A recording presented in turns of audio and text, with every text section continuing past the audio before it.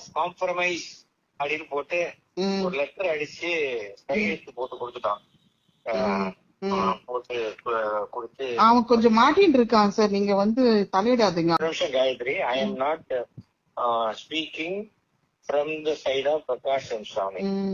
இது கவர்மெண்ட் லெவல்ல they want to solve this problem.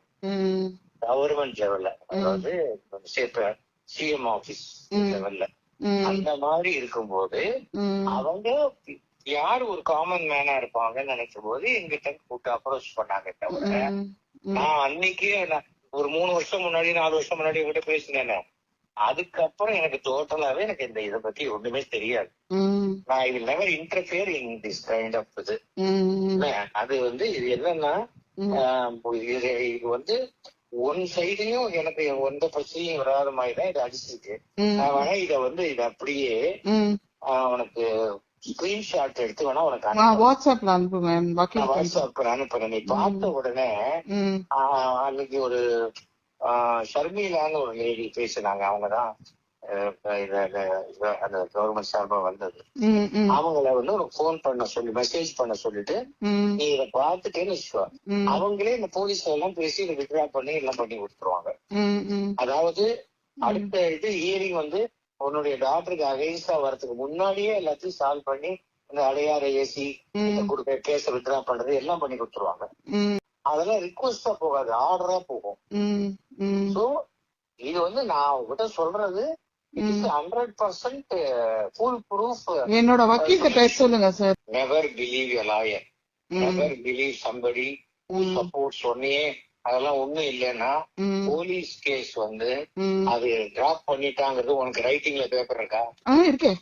என்ன இருக்கு? குடுத்துட்டா அவ வந்து ஒண்ணும் இல்லன்னு எழுதி போட்டு எனக்கு குடுத்துட்டா கவர்ல. அது வேற எங்களே எடுத்துட்டாங்கன்னா ஏதோ என்னவே போலீஸ் கேஸ் என் டாக்டர் மேல இல்லையே, என் மேலதான் இருக்கு.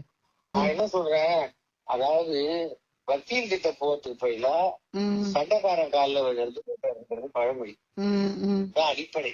கோர்ட்டுக்கு போலீஸ் ஸ்டேஷனுக்கு இன்னொரு கூப்பிட்டாலும் சரி, நாமளே போனாலும் சரி, அதுல இருந்து வெளில வர முடியாது லைஃப் டைம்.